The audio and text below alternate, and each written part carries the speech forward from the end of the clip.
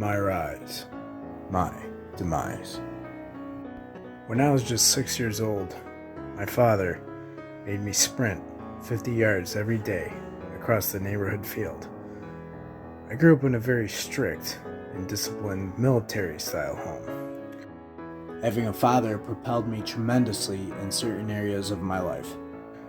At a young age, I inherited the ability of daily exercise. This was the seed of my life as an athlete. In Boy Scouts, I received 2 very specific merit badges that would foreshadow my future. The first of these was the Personal Fitness Merit Badge, and what you had to do to obtain this badge and to be rewarded with it was you had to keep in your handbook a log and record of your personal fitness stats, currently what they are, with the dates next to them. And this was as a teenager, so it was kind of a difficult task, but yet it was doable only to those who put their mind to it. This badge was required in order to obtain the next rank. What you had to do was you had to keep your stats, and then you had to prove that you could improve upon them solely out of the fact because you kept those records.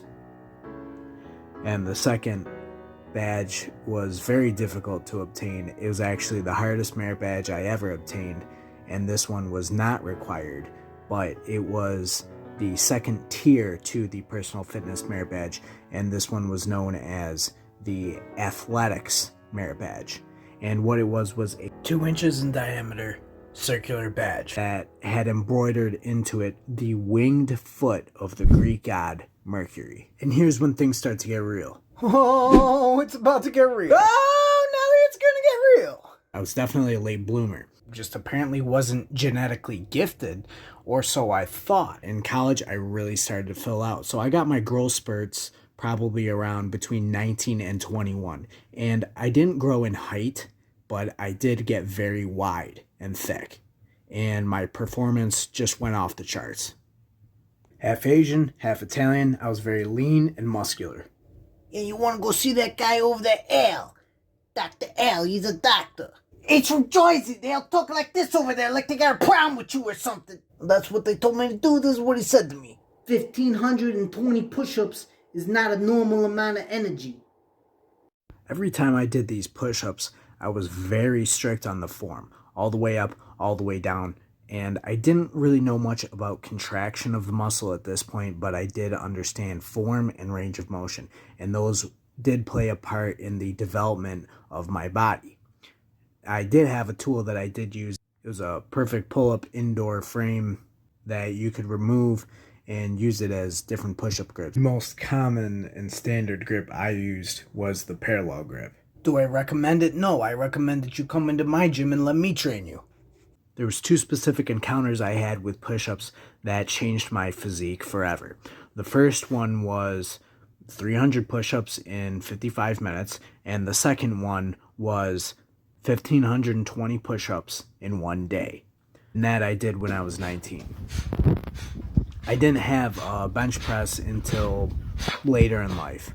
But for muscle building and physique purposes, your body will change more with push-ups than it will with the bench press.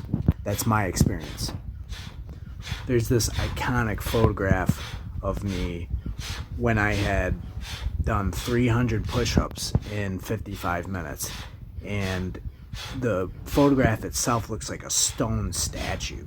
Just everything it was mostly the shoulders coming out, but it was certainly a particular moment of growth, and it's very permanent. When you do stuff like that, your body changes and it won't change back. You've broken through a threshold. When I was all done with college, I had a few fights. Yeah, there's some certainly incredible abs. I was probably around 19 years old, and the obliques in that V shape, they call that the Adonis belt. And it's extremely difficult to obtain just that amount of leanness. So it's probably somewhere around 6.5%, 7% body fat. This is where my heart was. It's where my heart is, and it's where my heart will always be. Thank you for subscribing.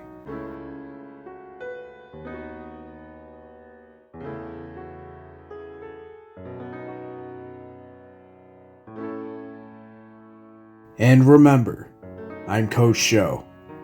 Total Health Gym. Be strong.